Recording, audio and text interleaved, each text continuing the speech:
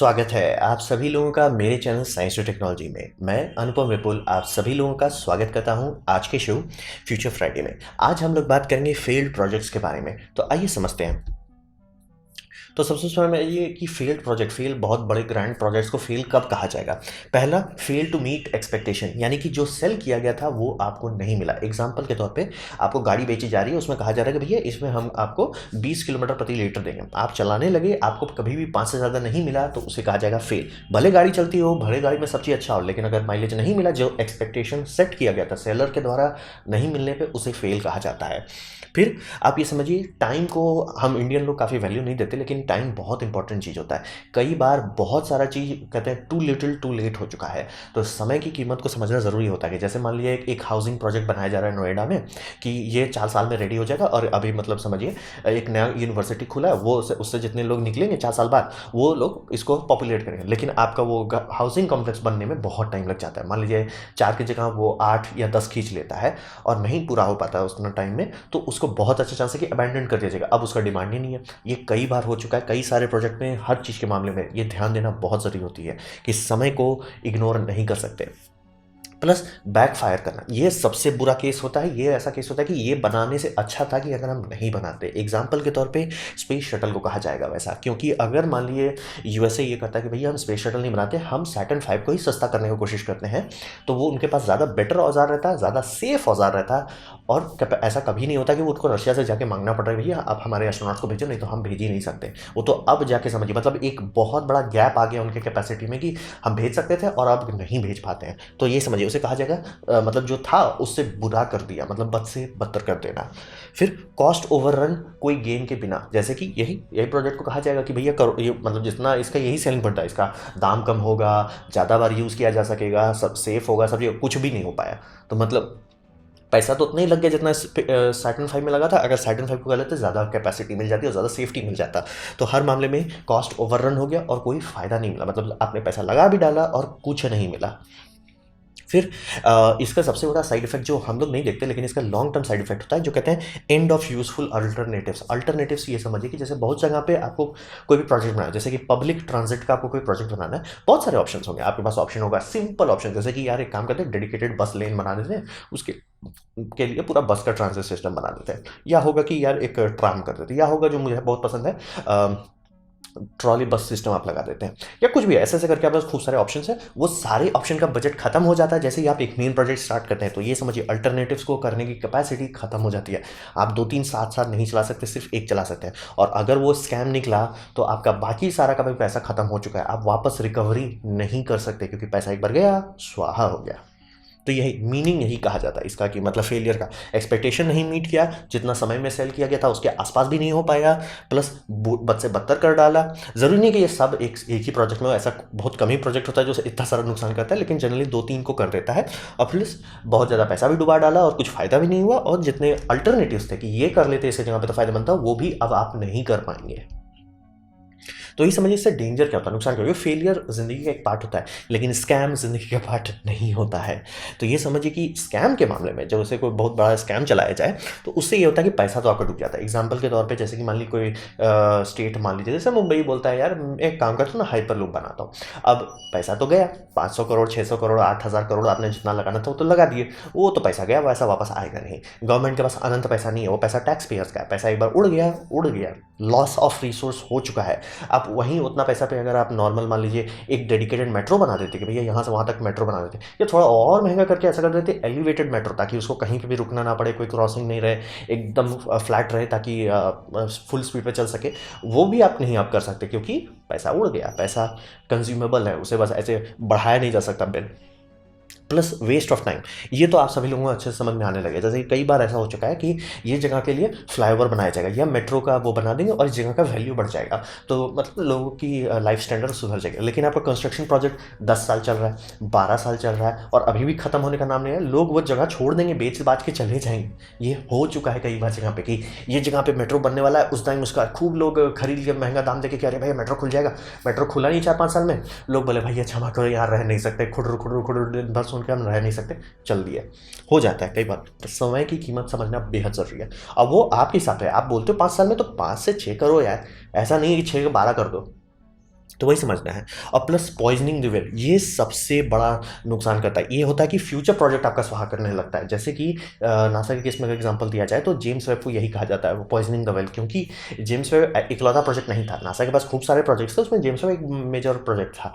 और James Webb का जब बजट बढ़ने लगा तो बहुत सारे छोटे प्रोजेक्ट को कैंसिल करना, जो कि गारंटी था कि काम करता। मतलब समझिए ये ऐसा था कि अरे एक और सैटेलाइट बना लेंगे, एक और वो कर लेंगे, मतलब फिक्स था, हमको पता है ये कैसे बनता है, बस इसका एक नया वर्जन बनाएंगे। वो सारे प्रोजेक्ट खत्म होने लगा। तो बीच में 2011 या 12 के आसपास एक आर्टिकल निकला था, James Webb telescope that at astronomy, क्योंकि एस्ट्रोनॉमी के लिए खूब सारे इक्विपमेंट चाहिए होते हैं, एक से काम नहीं चलेगा चाहे वो कितना भी अच्छा हो। तो वो सारे छोटे छोटे इंस्ट्रूमेंट जो चाहिए थे वो सब सुहा करते गया, उसका सब बजट घटते जा रहा था ये। तो वही समझिए पॉइजनिंग द वेल, मतलब बाकी सारा प्रोजेक्ट को ले डूबता है।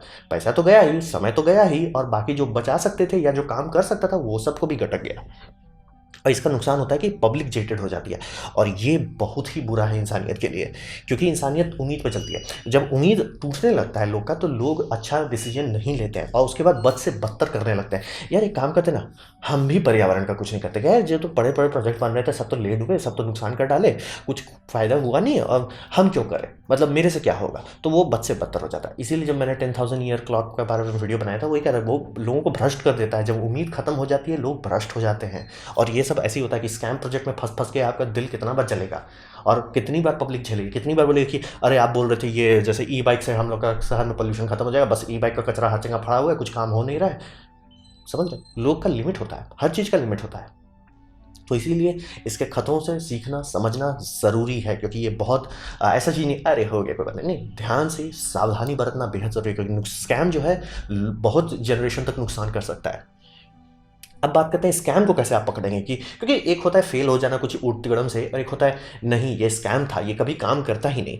तो इसका सबसे पहला फिल्टर जो आपके दिमाग में लगा होना चाहिए वो है too good to be true, यानी कुछ ज़्यादा ही अच्छा है, कुछ ज़्यादा ही सारा समस्या सुलझा देगा। मतलब एकदम टेंशन ही नहीं है भाई, समस्या को आप छोड़ दीजिए, कुछ है ही नहीं इसमें, साइड इफेक्ट कोई दिक्कत नहीं, सब बम बम कर देगा। वहीं पर आपका सीधे आराम से गाड़ी में हैंड ब्रेक पकड़ के टोक्यो ड्रिफ्ट आपको कर देना होता है ना भैया ना, हमको इधर से निकल लेना है, 180 डिग्री आपको कर लेना है। क्योंकि जैसे ही कोई चीज़ too good to be true, आप नहीं जानना चाहेंगे कि ये क्यों कहा जाता है, यानी इसका मतलब आप बैंड बज जाएगी अभी तब ले तरीको। इसीलिए that's why they say if it's too good to be true it is probably is. तो वही समझिए।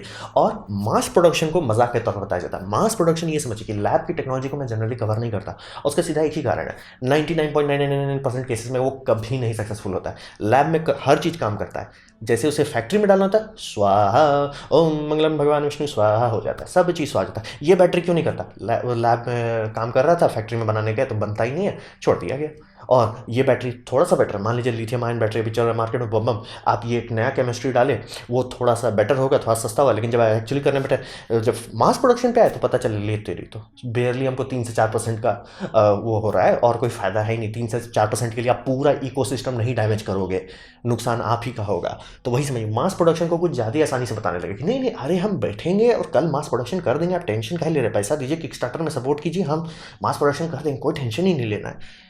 वो आपका दूसरा सबसे बड़ा ब्रेक होना चाहिए, उस टाइम आपको कस के एबीएस लगा देना, भैया रुक जाओ।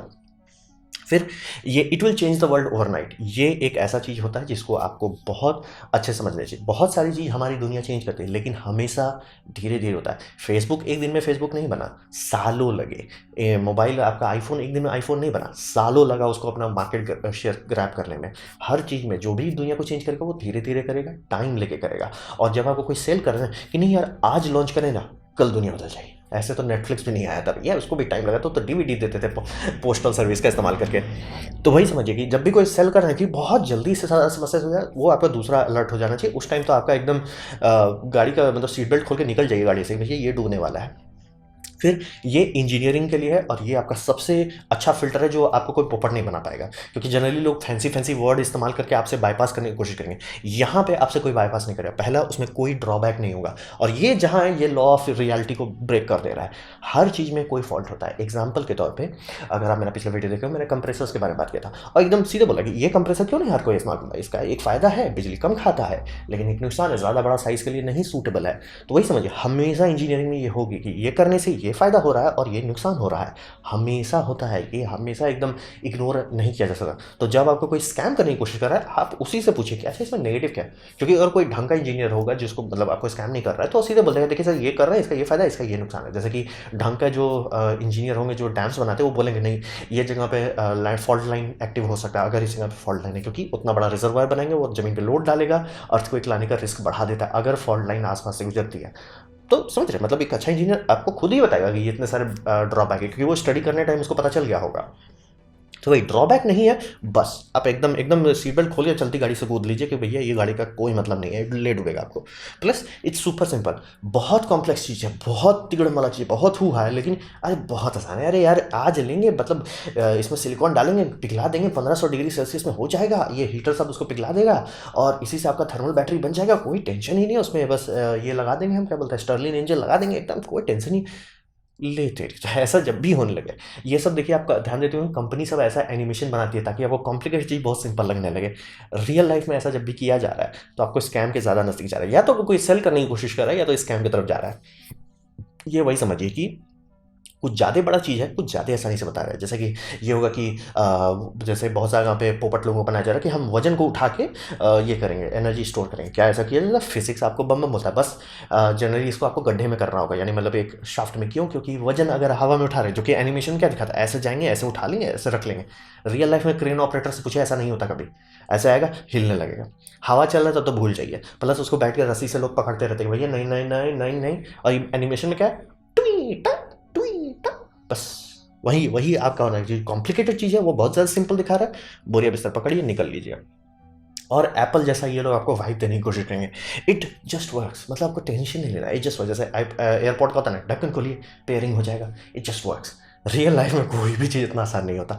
तो ये सब सिम्टम्स होते हैं, ये सारे सिम्टम्स अगर आपको एक में दिख गए, पहली बात आप कर क्या रहे हो, इतना बड़ा स्कैम आपसे आपके सामने से नहीं मिला। जनरली 2 या 3 ही स्कैम आपको इसमें मिलेंगे जो इतना सारा स्टेप पूरा कर लेते हैं, लेकिन जनरली 2-3 चीज़ आपको सबसे पहले दिखा है। Too good to be true, वो सबसे पहला निशानी होता है। दूसरा, अरे आज करेंगे कल दुनिया से बदल जाएगी, और फिर मास प्रोडक्शन को कभी सीरियसली नहीं लेते, अरे मास प्रोडक्शन कुछ नहीं। और ड्रॉबैक जो है इसको इग्नोर कर देते हैं। ये सारा फिल्टर है स्कैम का।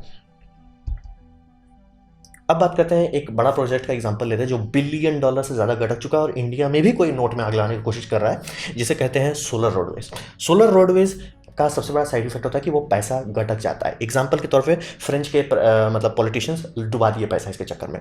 ये प्रोजेक्ट हो चुका है, 3-4 साल पुराना हो चुका है, रोडवे तबाह हो चुका है, बर्बाद हो चुका है, एक जरा भी बिजली नहीं प्रोड्यूस किया, लाखों करोड़ रुपया डुबा चुका है, हो गया, आग लग गया, नोट में आग लग गया, वो रोड भी बर्बाद हो गया, काम खत्म, डूब गया। तो इसका नुकसान क्या हुआ? अब देखिए कि इसके जगह पे अगर कंपनी ऐसा करती है ना कि एक काम करते हैं, हम नॉर्मल जगह पे सोलर पैनल लगाते हैं, जैसे कि आपका पार्किंग लॉट पे बहुत जगह पार्किंग लॉट बन रहे हैं, नए से नए पार्किंग लॉट बन रहे हैं, उस पार्किंग लॉट पे बना देते हैं। उससे क्या होगा? लोगों का गाड़ी गर्म नहीं होगा, बम बम लोग का गाड़ी गर्म नहीं हो रहा है, जैसे ही जाएंगे धड़ा से एसी नहीं चालू करना पड़ेगा क्योंकि गाड़ी भून चुका, पहला वहीं एनर्जी सेविंग हो गई। ये समझ, सिर्फ शेडिंग से। फिर सोलर पैनल अनऑब्स्ट्रक्टेड है, उसके ऊपर आप गाड़ी नहीं चला रहे हो तो उसके ज़्यादा इफिशियंसी रहेगी, लंबा चलेगा। सोलर पैनल आराम से अभी मार्केट में आता है जो 25 साल की वारंटी के साथ आता है और टिकता है, तो वो सब आराम से बिजली देता है। मेगावाट आवर में आपकी बिजली आने लग जाती, उसके जगह पे रोड में हम आपने करोड़ों बर्बाद कर दिया। ये हो चुका है। फ्रेंच ने किया, डुबा डाला पैसा। उसके बावजूद भी अमेरिका में किसी को गधा बना दिया गया और अमेरिका में बनाया। उसके बावजूद भी इंडिया में किसी को गधा बना, और मैं खोज नहीं रहा हूं, मैं सर्च भी नहीं करना चाहता कि कौन इंडिया में कर रहा है, मुंबई में हम नहीं देखना चाहते, नहीं जानना चाहते। तो वही समझिए कि लोग पैसा ले रहे, स्वाहा कर दे रहे, हो चुका। मतलब आराम से आप पार्किंग लॉट के ऊपर लगा सकते, आप आराम से। आप ये तब कीजिए जब आप ऐसा हो जाए कि नहीं नहीं, हमने अपने देश में हर एक घर के छत के ऊपर जहाँ ये लगाया जा सकता है, हर एक स्कूल के छत के ऊपर जहाँ ये लगाया जा सकता है, हर एक बड़े बिल्डिंग के ऊपर जहाँ ये आराम से लगाया जा सकता है, हर एक बड़ा वेयर हाउस जिसके ऊपर कुछ नहीं होता वहाँ लगा दें।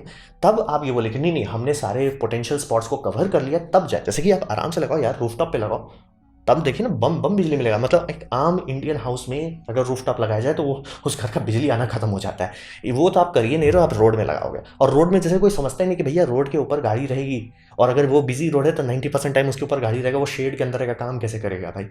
मतलब वही समझिए। लेकिन too good to be true, ये सोलर रोडवे का जो सोलर फ्रिकिंग रोडवे का जो एनिमेशन आया था, जो ओह माय गॉड, मैं भी बुड़बक बन गया था। तो इसीलिए समझिए कि ये आपका पहला निशान है, कुछ ज़रूरत से ज़्यादा ही अच्छा है और अल्टरनेटिव्स को ले जा रहा है। अल्टरनेटिव भैया शांति से पार्किंग लॉट पे लगा दो यार, बिजली भी बम बम मिलेगा, जिनकी गाड़ी है वो भी खुश रहेंगे, सबका भला होगा, पर्यावरण का भी बचत होगा, लेकिन आपको रोड भी बर्बाद करना है और पैसा भी डुबाना है। अब फिर बात करते हैं इसी तरह too good to be true. थ्रेनोस आया था।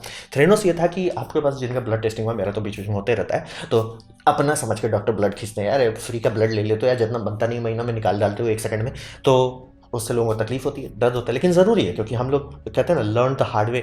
वही हुआ है कि अच्छे से समझ में आ गई, छोटे ब्लड सैंपल्स में रिलायबली टेस्ट नहीं किया जा सकता, एक्यूरेटली टेस्ट नहीं हो सकता, तो करना ही पड़ता है और आप ज़्यादा सेफ रहना चाहोगे तो उसी मामले में एक स्टैंडर्ड बना दिया, इतना ब्लड तो एटलीस्ट लो, और वो थोड़ा सेफ्टी के तौर पर रखा गया है कि मतलब वर्स्ट केस सिनेरियो में भी वो ब्लड कम नहीं पड़ना चाहिए, क्योंकि जैसे मान लीजिए आपका ब्लड निकाल दिया गया कहीं से और वो रिजल्ट इनकम्प्लीट हो गया, क्या फिर से ब्लड देने जाओगे, तो इसीलिए वो बफर रखा जाता है और सेफ्टी के कारण से किया जाता है। बहुत लंबे तरीके से हम लोग को पता चला कि ये करना ज़रूरी है।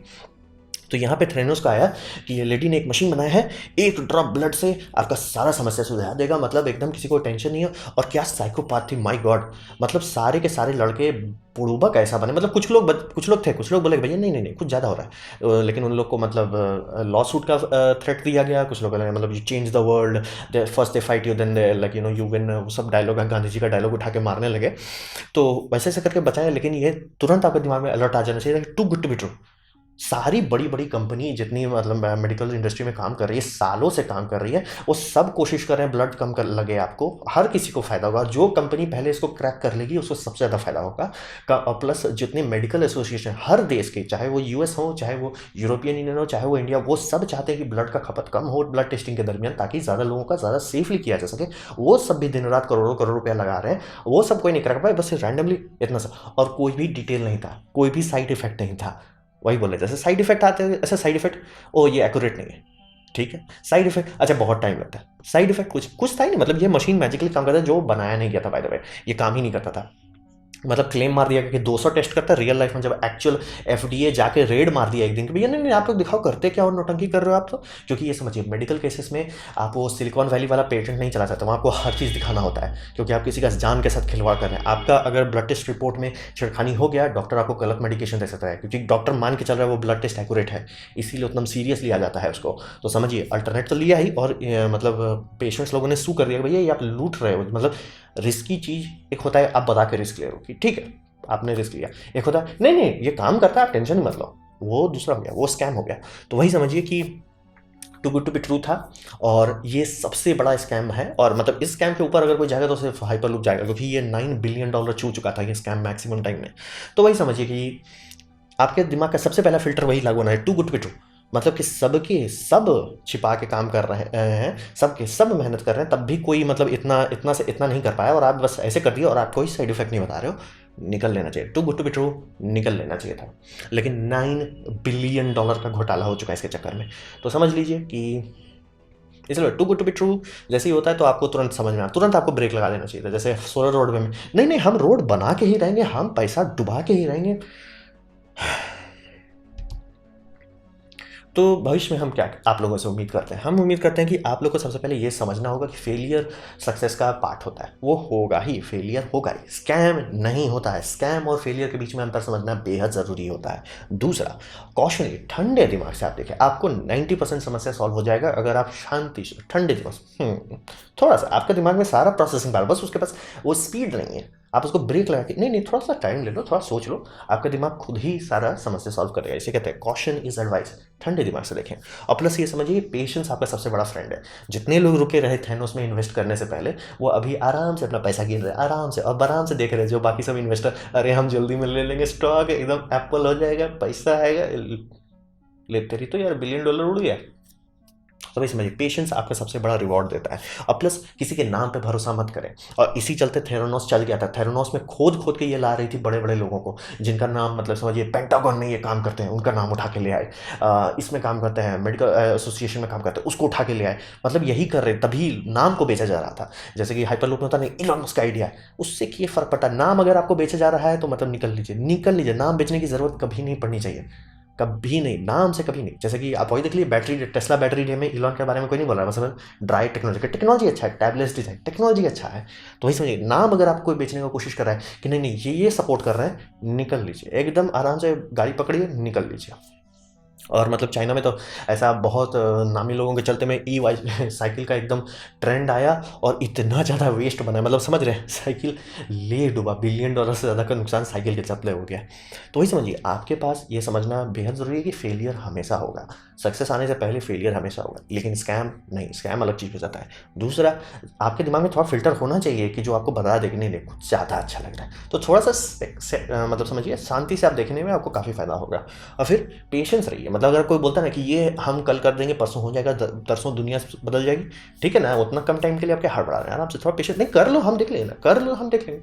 जैसे कि इलॉन मस्क 2000 कितना 2018 में मार्स में लैंड कर रहे थे, अरे कर लो ना भाई, हम देख लेते हैं, 1 मिनट, 2020 हो गया। तो इस समय पेशेंस आपको काफ़ी बचा लेगा, पेशेंस रखिए। बड़े बड़े क्लेम करने में कोई बात नहीं है, मैं भी कर सकता हूँ, क्लेम का कोई बात नहीं, पेशेंटली देखिए कि क्या वो पहुँच पाते हैं कि नहीं। फिर किसी का भी नाम पे भरोसा मत करें, कभी भी नाम से मत कुछ खरीदें कि ये नाम है इसके चक्कर में ना, नाम से नहीं। तो ये था मेरा प्रेजेंटेशन फेल्ड प्रोजेक्ट्स के बारे में। उम्मीद करता हूँ आपको इससे कुछ सीखने को मिला हो, कुछ सबक मिला हो। अगर ऐसा है, लाइक कर दें, दोस्तों शेयर कर दें, उससे मेरा काफ़ी भला होगा। नहीं अच्छा लगा, नहीं पसंद आया, कोई बात नहीं, आप डिसलाइक कर सकते हैं, मैं कहूँगा डिसलाइक 2 बार दबाएं, उसमें मुझे पता चलेगा कितना ना पसंद हुआ है। मैं आपसे कहूँगा कि कमेंट लिखें, मैं हर कमेंट जवाब देने की कोशिश करता हूँ। आपसे कहूँगा सब्सक्राइब कीजिए, बेल दबाइए अगर आप फ्री हैं तो। आपने मेरा वीडियो देखा, जानकर मुझे बहुत खुशी हुई। धन्यवाद।